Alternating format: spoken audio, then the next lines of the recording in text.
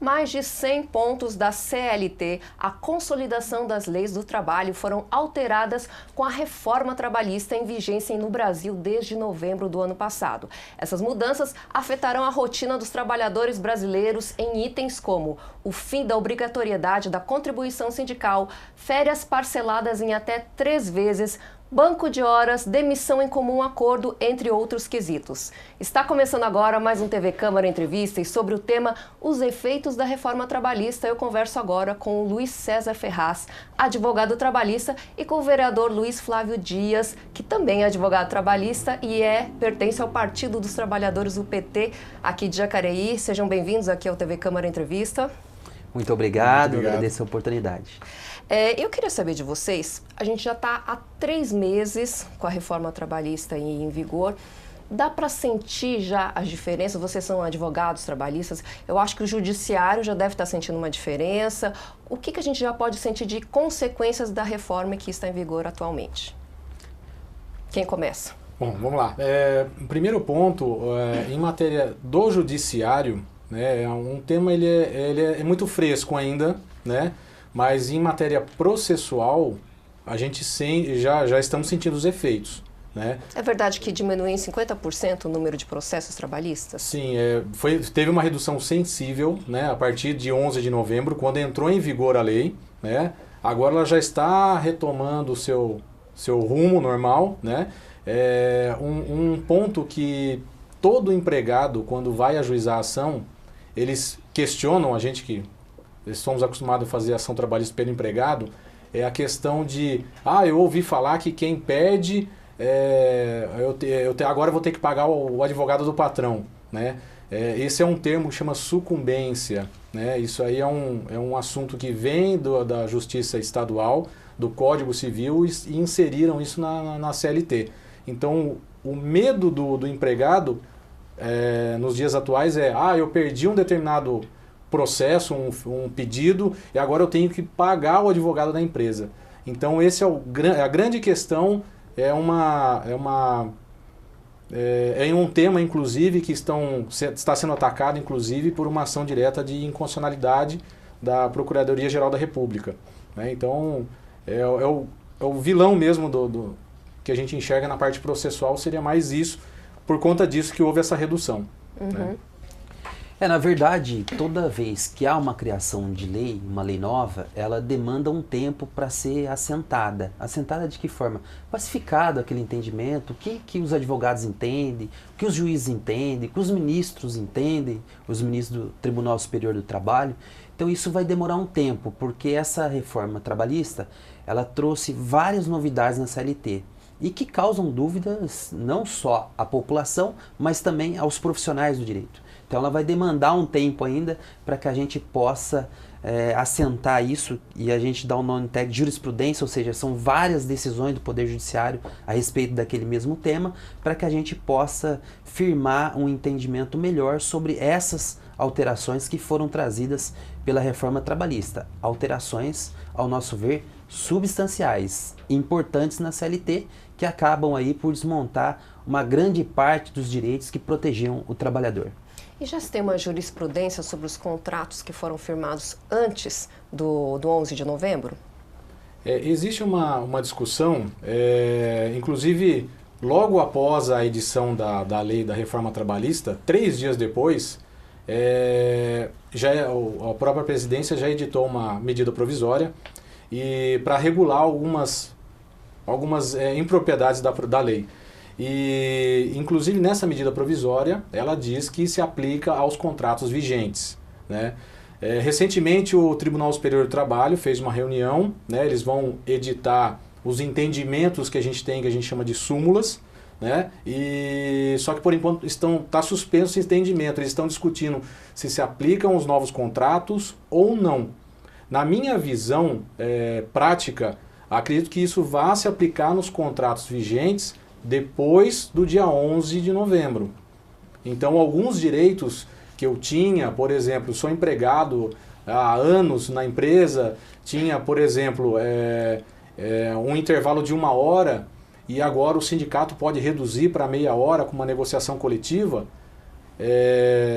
esses direitos, antes de 11 de novembro, são direitos adquiridos, não se mexe. Agora, com a aplicação da lei, a lei nova, então eu entendo que você já pode aplicar a reforma trabalhista a partir do dia 11 de novembro. E a discussão primordial que existe é se os juízes vão entender dessa forma. Sim. Porque se os juízes entenderem que não se mexe nas regras do jogo desde quando eu sou contratado, ou seja, não posso aplicar a reforma trabalhista a alguns pontos no que diz respeito aos contratos já vigentes, isso poderia acarretar uma demissão em massa. Porque hoje, com a reforma, a gente pode fazer uma demissão em massa. Eu, empresário, posso mandar 100 empregados embora e recontratá-los no próximo dia sobre a égide, sobre a lei trabalhista vigente. Então, por isso que existe essa cautela, né? Os tribunais, eles estão tentando chegar num consenso, mas eu acredito, no meu ponto de vista, de que vai se aplicar sim para os contratos vigentes. Vai ter muito pano para manga, vai ter muita conversa sobre isso. Fala, vereador. Olha, a respeito desse tema, eu também entendo que uma lei, quando ela entra em vigor, ela precisa também ter reflexo no contrato de trabalho. Mas a gente não pode perder de vista que o contrato de trabalho, ele é um ajuste entre partes, ele é particular. A lei, ao meu ver, automaticamente ela não revoga aquele contrato de trabalho. Então, se o contrato de trabalho não for aditado, que a gente fala, ou seja, fazer uma alteração no contrato, eu entendo que prevalece o contrato, ainda que a reforma trabalhista tenha modificado a lei anterior. Mas é preciso que o contrato de trabalho, ao meu ver, ele também a empresa precisa fazer essa alteração junto com o empregado. Automaticamente, eu prefiro entender que não se aplica, né? A gente ainda estava conversando sobre isso há um tempo atrás, mas eu penso assim, que se a empresa não alterar o contrato de trabalho, prevalece. Eu vou te dar um exemplo que aconteceu recentemente. Eu fui convidado para participar de uma assembleia na greve da Cherry, e lá havia a proposta da empresa de que os direitos previstos na convenção coletiva iam ser suprimidos por conta da reforma. A estabilidade, os horários intervalos intra-jornada, ou seja, o intervalo de descanso e refeição, e não foi alterado. E esse direito está previsto lá na convenção coletiva. Então, aos trabalhadores da Cherry, prevalece o que está na convenção coletiva, porque é também uma novidade da reforma trabalhista, o negociado prevalecer sobre o legislado. Então, se o sindicato da categoria é forte e negocia com aquele empregador direitos além do que está previsto na CLT, prevalece o que está na convenção coletiva, que foi negociado. E, ao meu ver, também essa tese se aplicaria aos contratos individuais de trabalho, ao meu ver. Deixa eu fazer umas colocações aqui como alguém leiga. Eu sou uma trabalhadora de uma empresa e eu procuro vocês como advogados. Fui demitida e quero entrar com um processo trabalhista contra a minha empresa. Como é que fica essa parte de custas? Então, de maneira bem prática, se eu perder, eu vou ter que de fato pagar o outro advogado? Como que eu vou pagar vocês? Porque afinal de contas vocês também trabalharam. Como que fica essa relação hoje? Bom, primeiramente existe a figura da justiça gratuita, né? Ela se divide em duas partes, né? Para quem ganha até 40% do salário do teto da Previdência Social, tá? Que hoje equivale praticamente a R$ 2.250, esse direito já é assegurado da justiça gratuita. Você não paga as custas do processo. Só que, com a reforma, você tem aquela sucumbência, que você fizer um determinado pedido e perder, o juiz ele arbitra de 5% a 15% do valor do pedido que você perdeu para pagar o advogado da empresa. E existe também a outra situação, que são os honorários periciais, que isso não engloba as custas. Atualmente não, antes da reforma, eu, beneficiário da justiça gratuita, englobava tudo. Não existia sucumbência, nada. Perdi, por exemplo, uma perícia de insalubridade, quem pagava era o tribunal. Hoje não. Hoje, se o empregado, mesmo sendo o ex-empregado, né, mesmo sendo detentor da justiça gratuita, ele é condenado a pagar os honorários periciais, e se ele não tem condições, ele fica 2 anos sob suspeita, né? De repente, se ele conseguir provar ou descobrirem que ele tem condições de fazer o pagamento, o perito pode ir lá e receber de outro processo, assim como a sucumbência também. E agora tem a outra situação, que é para aqueles empregados que têm um salário maior que 40% do salário teto da Previdência Social, mais que R$ 2.250. Esses empregados, eles precisam, para ter a justiça gratuita, comprovar que eles não têm condições de suportar as custas processuais. Então, são 2 figuras. Com base no salário, a gente tem a figura da justiça gratuita, mas tem esse empecilho em ambos as condições aí salariais, da sucumbência e das despesas judiciais, que são os honorários do perito.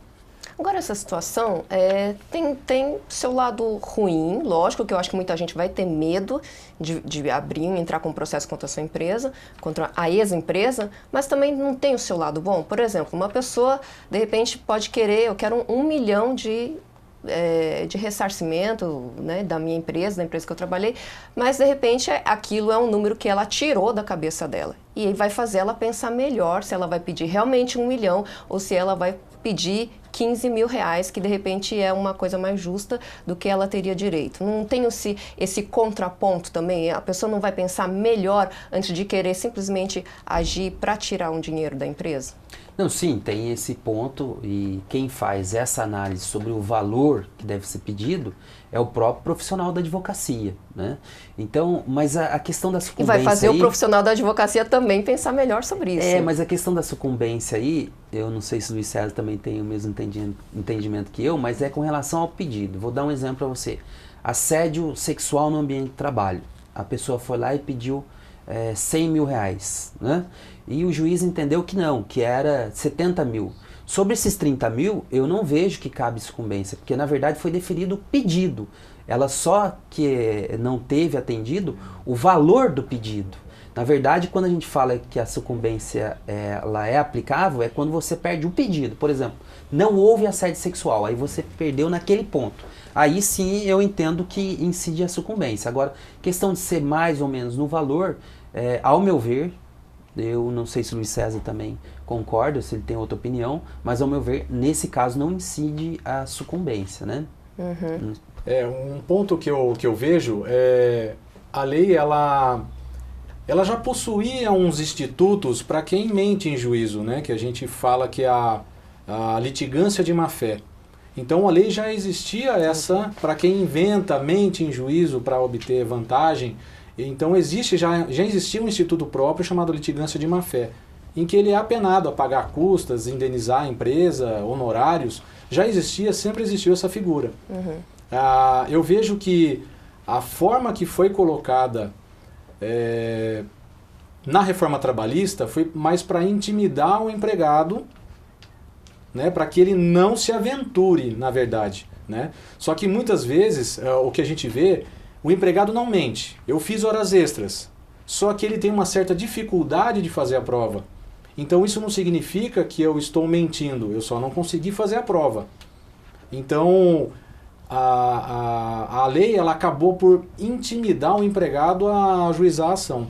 Até mesmo o advogado, hoje, a cautela do advogado trabalhista numa entrevista com o empregado é a gente buscar provas concretas para que eu consiga fazer a ação para ele e ele não ser condenado, não ter essa condenação de sucumbência. Então hoje o advogado ele está se reinventando, ele está trabalhando com um juízo de probabilidade maior do que antigamente. Entendi.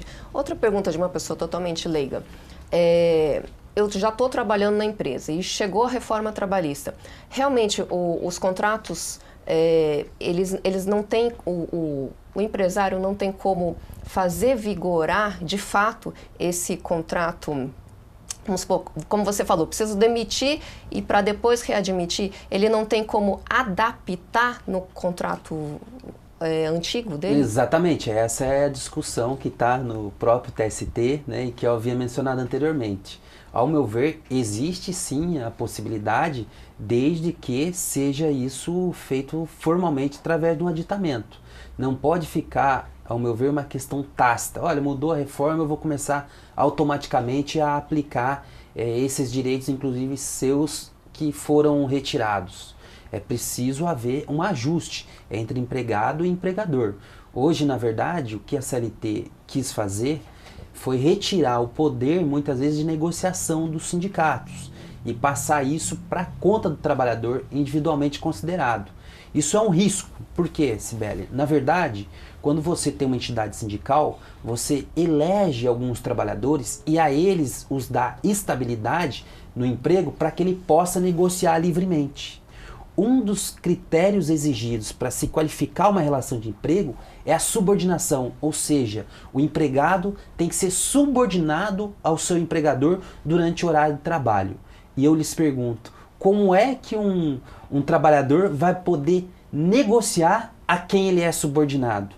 Na verdade, não vai haver uma negociação. O que vai haver é uma imposição. Essa é a grande verdade. Porque esse empregado individualmente, ele não tem a estabilidade que é conferida aos dirigentes sindicais para negociar esses direitos, né? Então isso é um cerne da reforma trabalhista, que foi retirar, por exemplo, a questão da jornada de trabalho. O empregador pode negociar diretamente com o empregado. A redução do horário de almoço, ele pode negociar desde que observe lá o intervalo mínimo de 30 minutos. As férias ele pode negociar. Então toda essa questão que cabia ao sindicato negociar, e negociava porque tem estabilidade. Ninguém negocia se não tiver garantia no emprego. Na verdade, a pessoa que está subordinada, ela vai aceitar aquelas condições impostas pelo empregador. Há uma rejeição, muitas vezes, do próprio trabalhador ao sindicato. Mas Exato. Nós não podemos confundir mau dirigente sindical com a importância que tem o sindicato na história dos direitos trabalhistas. O sindicato não é algo que foi criado da noite para o dia, é uma construção. Antes de você ter este instituto sindical, tinham empregadores que demasiavam no trabalho, mulheres amamentando, trabalhando 12, 14 horas. Nós temos um caso emblemático que mulheres foram presas dentro de uma fábrica, morreram queimadas por conta de que queriam atingir os seus direitos mínimos. Então a gente não pode confundir a mal política sindical, que alguns fazem, da importância do sindicato. O que eu aconselho os trabalhadores é que participem dos sindicatos, para que a gente possa criar um sindicato forte, um sindicato que tenha realmente como princípio defender os direitos dos trabalhadores. Desculpa. Só um outro ponto, que existem alguns direitos que já se aplicam automaticamente aos contratos, como a gente havia comentado aqui, os efeitos da reforma trabalhista, né?